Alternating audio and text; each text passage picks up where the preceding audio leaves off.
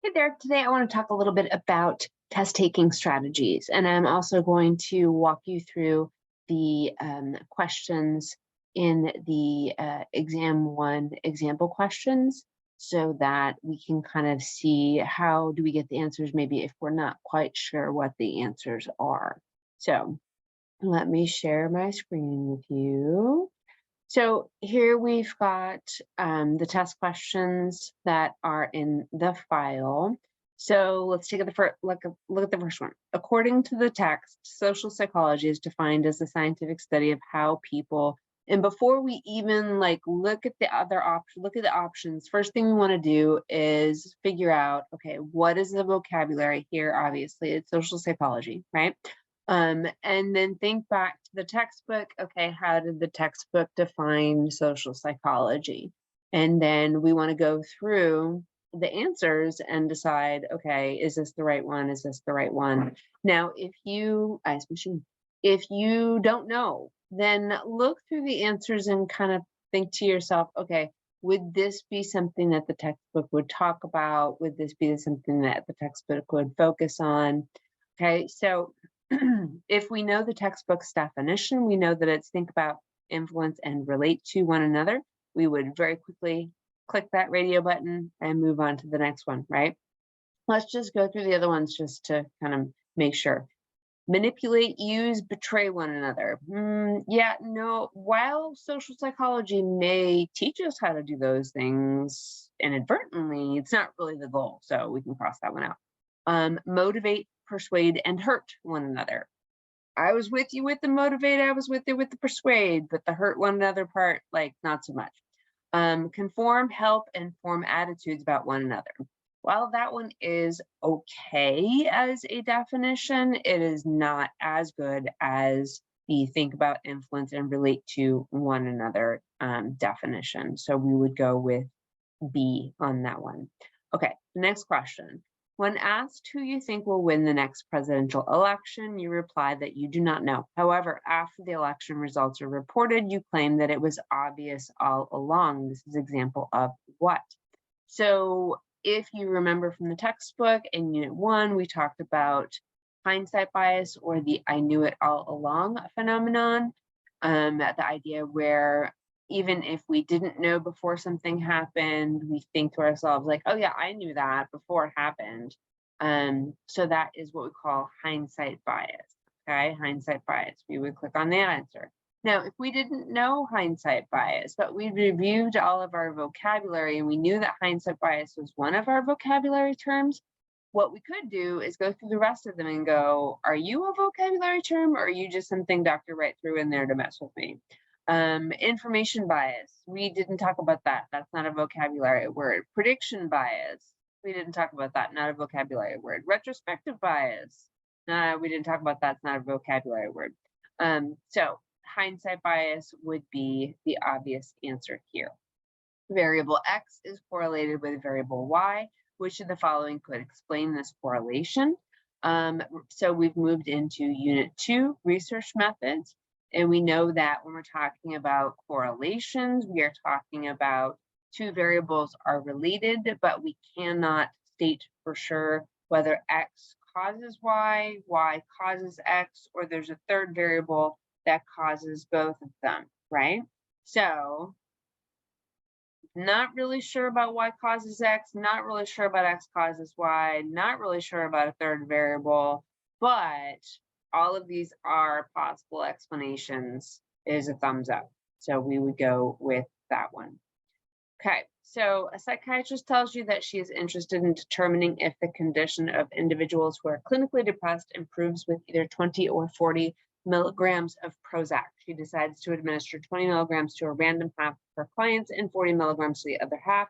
This is actually not an ethical research study. She shouldn't be doing this herself because she might influence the results. But anyway, we're moving on. She finds that after 6 months, the clients who took 40 milligrams of Prozac are significantly less depressed than those clients who took 20 milligrams of Prozac. Which type of study did the psychiatrist conduct? So in this study, we've got two groups, right? 20 milligrams, 40 milligrams. They took different amounts of medication. So that means there was an independent variable that was manipulated. The independent variable was how much medication did they take. And there were actually 2 levels of the independent variable. Level 1 was 20 milligrams, level 2 was 40 milligrams. And then we assessed them on the dependent variable, which was their depression scores. So if we're talking about independent variable, dependent variable, and we're talking about manipulating variables, we are talking about an experimental design, experimental study, an experiment, however we want to phrase it. Remember, we're not talking about a correlational design, because a correlational design only looks at how variables are related. We can't talk about causation with correlation, right? So we could automatically get rid of correlational research as an option. And also, as I've said before, correlational research does not have a true independent variable and dependent variable, because, as we said, we don't know what variable causes what. Okay, so controlled research and hypothetical research, neither of those actually exist. I threw them in there to mess with your head. So, and it works, unfortunately, often. So keep in mind, these are not actually types of research methods. Experimental and correlational are. Okay, self-esteem. So we moved into unit 3. Self-esteem is more personal and less relational for people in a blank culture. So we want to think about what are the 2 different types of cultures that we studied. The 2 different types of cultures that we studied were collectivistic and individualistic.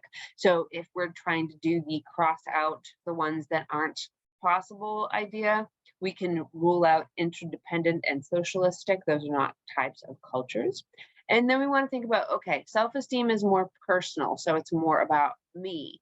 So if it's more about me, then the focus is on the individual, and so we're talking about individualistic cultures, okay? Next up is the question on self-monitoring. So basically a definitional type question. Self-monitoring is what?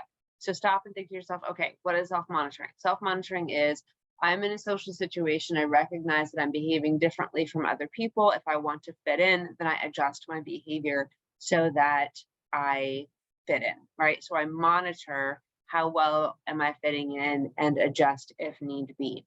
Okay, so adjusting one's behavior in response to external situations to create the desired impression. That is definitely a possibility. Disparaging oneself, so making fun of myself to elicit reassurances from other people. That's not what this is, so we can get rid of that one. Attempting to present a favorable image to an external audience. That's more about self-presentation. And protecting one's self-image by creating an excuse for later failure. That is self-handicapping. All right, so we are left with adjusting one's behavior in response to external situations to create the desired impression.